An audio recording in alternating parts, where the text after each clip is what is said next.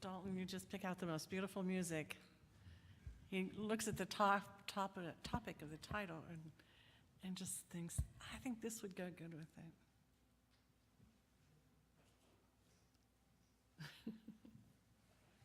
Before I start this morning, Sarah mentioned, and so did Lori, the generosity and the friendship we find here at the center. We have a young man that's been coming for probably 2 years now. He's in the front row, and Vincent. Sometimes he has a hat on he's got 48 different animals that he wears on his hat. And today it's a zebra hat, all right. No, a tiger?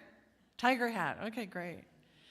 And you see him walking all over town. He's a wonderful young man, and he loves to bring his special creamer to the social hall. And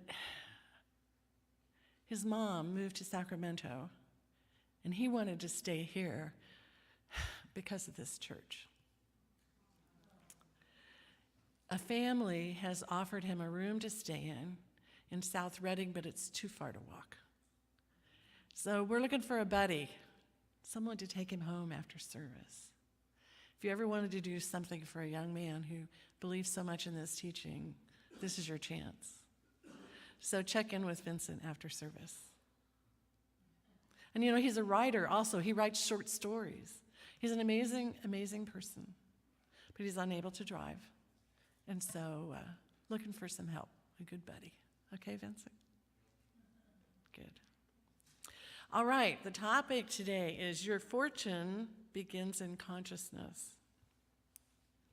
So I always like to look up the definition of things like fortune, and the first one is what you would expect: riches, lots of possessions, things like that.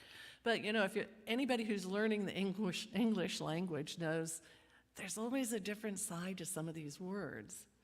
And one other description is something that happens by chance, like you just won the lottery. And then there's the fortune teller, someone who you go to that will help predict your future or think they see into your future and what's going to happen. So your fortune begins in consciousness. Actually, we believe everything begins in consciousness. We know that part of the statement is true. And so I'm going to use my hands this morning because there's a couple different ways to look at this. Our conscious mind, I'm going to use the big circle here, the big conscious mind. It's where we're active, we're awake, we're here, we're fully present. And it's where our thoughts and beliefs are generated in our conscious mind. It's the place where we're aware of ourselves. And this wonderful endowment pin I put on this morning, it's the cutest thing. You're here this morning, and hopefully you recognize that you're sitting in a chair, and you're feeling the temperature of the air, and you've noticed that the panels here on the side were painted this week. Or did you? Are you consciously aware of what's going on around you? So it's interesting how we become conscious of our surroundings. Like if we're in a big crowd and we want to find a friend, we're high alert consciousness. But then there are some of those people that I get a big kick out of. They're looking at their smartphone and they walk into a telephone pole. Or one lady walked off the end of a dock in San Francisco. So their mind was somewhere else. So Ernest Holmes says there are really two aspects to mind, and one is our conscious mind. It's also called our objective mind. It's where we make decisions. So when you walked in this morning, you decided where to sit. You decided to listen closely to this talk or think about where you're going to go for brunch afterwards. But you're choosing what to think about. You're choosing what to do with your time. Now, the other aspect of mind that Holmes wrote about and taught about is subjective mind, subconscious mind.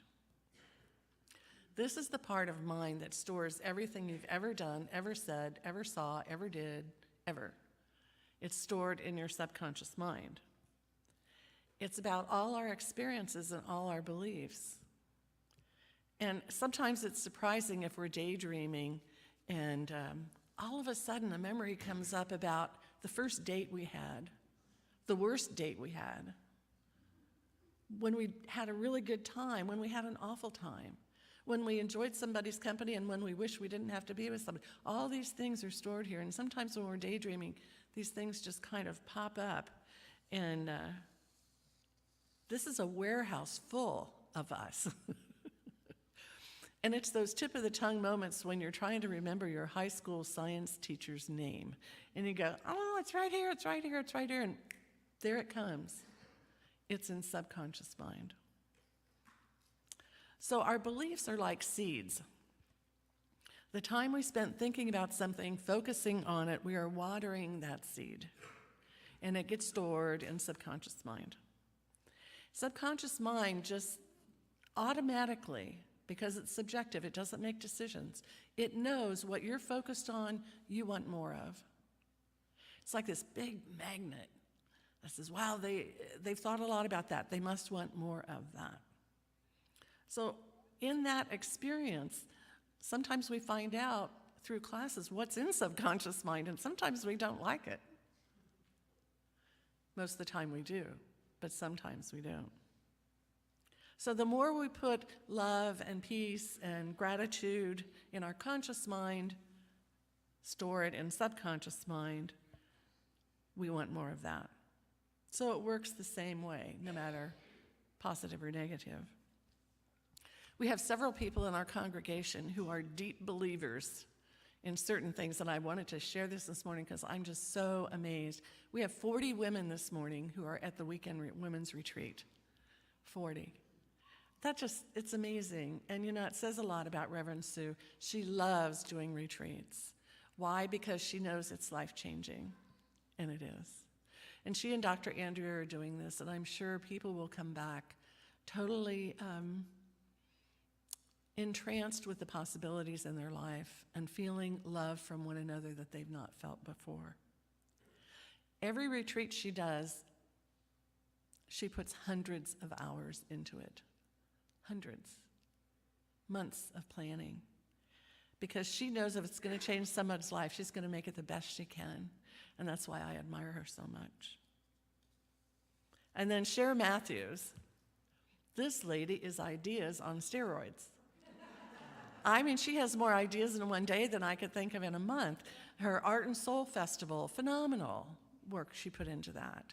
And the SOAR group that goes on all these fun trips around. She's just an Energizer bunny, and you love being in her presence. That is what she's passionate about, that is what she's doing, and that's what we're all receiving, is part of that passion and love and excitement. And then Diana Wolfstead. This lady believes in the value of beautiful landscaping, deep, deep in her heart. And if you walk the grounds, it's Diana and Charlie and their team, the landscaping team, giving their love to the center, giving their love to everyone who walks the labyrinth, who smells the roses. I love the yellow roses. They smell the best. But she believes that that beauty instills in you a new level of beauty. And then there's Diana Johnson. She's out teaching right now. Her passion is ministry right now. She's taking ministerial classes in Santa Rosa. But she decided, let's teach a class on somebody that Ernest Holmes studied. And she found this wonderful guy, Christian D. Larson. His work's really big. He's got a huge book of all his work. And she's had these classes about what he taught that Ernest Holmes learned, and she's got an incredible group of people that are coming to that. So it's very successful. So the universe has no fixed agenda. When we make a decision, it works with that. There's no right or wrong, but there's a series of possibilities because guess what? The universe is infinite. There's always infinite possibilities that come with every decision we make, every decision we tell our mind and our body, and those decisions move us in a certain direction. If you feel dissatisfied anywhere in life, make a new decision.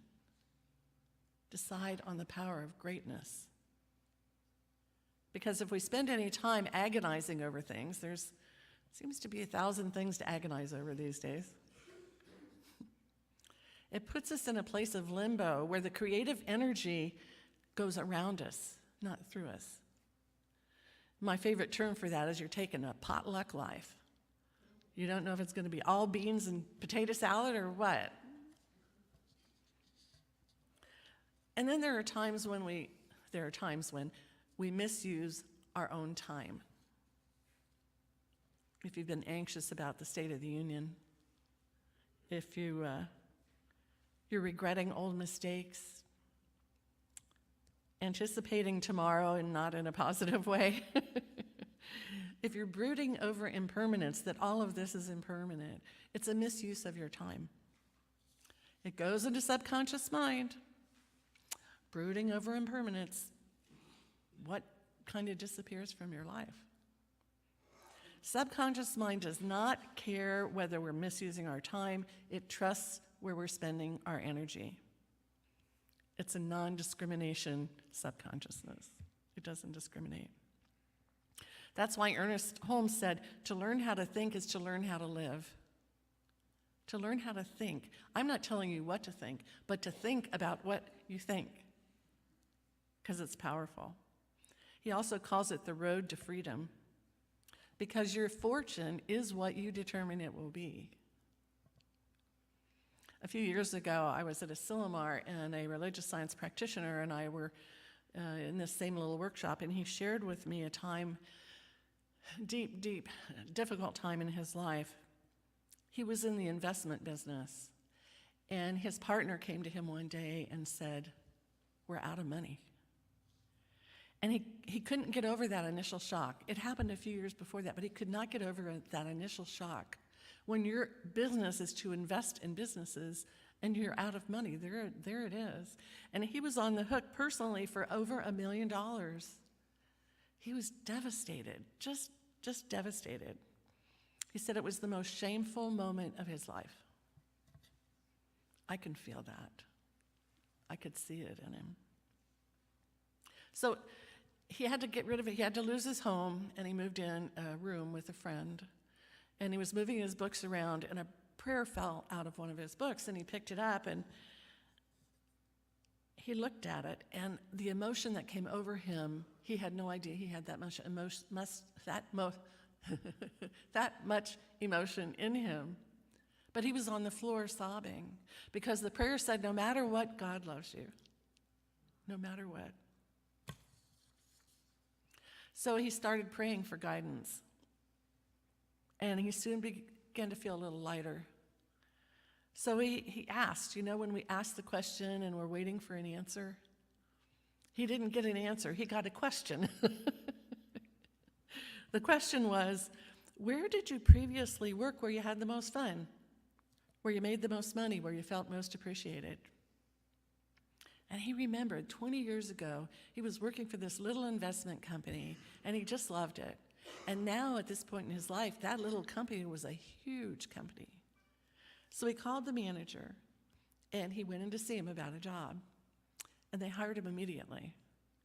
And they gave him pay, but they also gave him, he would accumulate stock options. And within 3 years, he was back to the full financial strength that he had before. I was telling this at the 9 o'clock service, and Sherry Miller's sitting here, and she came up afterwards. She said, I talked to that guy too at Asilomar. I remember his story, and it's a good story to hear that when the worst of the worst happens, that we're all still loved. Well, his name is Ernest Chu, and he became a minister. And he wrote this book. The copy we had in the bookstore already sold. It's called Soul Currency, Investing Your Inner Wealth for Fulfillment and Abundance. Wonderful guy. And he reflected that he was a Chinese immigrant. And when you're trying to figure out what's in subconscious mind to bring the dark night of the soul into your life, he was taught by his parents to work very, very hard, obviously, strong work ethic. But what he didn't realize is that his parents embodied in him, don't trust the world. You have to be very, very careful. In fact, you have to be lucky to get ahead. So that was in subconscious mind, and he did not learn this until he looked through it and tried to figure it out. That's what practitioners help you do. That's what all our classes help you do. If nothing else, if we can help you realize what's in subconscious mind that is taking you in a direction that you don't like, we've made it. This is the goal, the ultimate goal, so you're conscious of it. So he says, by listening to your soul's passion, what fulfills us, and we put loving energy there, it's soul currency. And he believes that we have to give both love and forgiveness. Forgive ourselves, forgive our trespasses, as they say in the prayer, the Our Father. Because he feels love and forgiveness are prerequisites for living a prosperous life. Because he found that any thoughts of fear, resentment, unworthiness, it repels the very energy that we're looking for. Our goodness just goes around us instead of through us. Ernie invites us to activate our intention, which we're hearing a lot about these days, our intention and how powerful that is, to supercharge it with enthusiasm and multiply it with the power of love. Because really, Spirit wants us to live fully. That's why we have all these classes. It's not because we just like teaching and teaching and teaching. It's just that we want to help you bring out the best in you to live a fulfilling life. Sometimes it means redefining yourself. I'm not an unworthy slob like my parents told me. No, I'm a child of God. I deserve the best. So examine your expectations. Do you think life is easy, or do you think life is hard? Is the world going to hell in a handbasket? Or is there great promise in the future? The patterns that we think about, those patterns are in subjective mind. They're going around and around like a magnet, drawing more reasons for you to be anxious or happy. Perhaps you're not expecting enough out of life. And, after turning 70 recently, I thought, I don't want my life to get dull and boring. I see enough old people dull and boring. No, that's not me. I've got to be careful. So that's why my email address is revmary49@gmail.com. Because every day I say to myself, I'm 49, healthy, wealthy, and wise. Somebody laughed about that in class the other day. I said, hey, it's my truth. Let this body be 49. Let me be healthy, let me be wealthy, and let me be wise. So that's the primary focus of our classes. And in a couple weeks, I'm going to be doing the 4 Agreements by Don Miguel Ruiz. Now, Don Miguel, if you don't know, is from the Toltec tradition. He lives in Mexico, and he was a medical doctor and a surgeon. But as he grew up, his family taught him the master of intent. That is what their spiritual training program is, the master of intent. And intent is very powerful. So he wrote this book, The 4 Agreements. I thought I had it here. I guess I do. We have lots of them in the bookstore. Because if you apply these, you will change your life. But it won't happen unless you apply these. So that's the essence of the class. It's only 5 weeks, small book, powerful words. Don Miguel says, wake up to your personal responsibility. What happens to you is dependent on your own thoughts. Your actions and reactions are under your control. You are not a victim, and you're not a judge. You're a spiritual being, empowered with the potential to transform your life and the world. So he encourages us to do the 4 Agreements. And I invite you to join me in that class. I think it'll be really fun. You may remember the story about the young native boy who went to the medicine man, and he said, I've been having nightmares every night. There's a white dog and there's a black dog, and they're fighting viciously. What does that mean? What do I do? And the medicine man said, the white dog is for good, the black dog is for evil. The one that wins will be the one you feed. with your thoughts, with your actions. So every day you're feeding yourself. And what you're feeding will get stronger. And that determines your fortune. You don't need to go to a fortune teller. You're a free agent. You can do whatever you want. But I encourage you to choose freedom and growth, true prosperity, and just supercharge it all with love. That's powerful. And let's take that into prayer.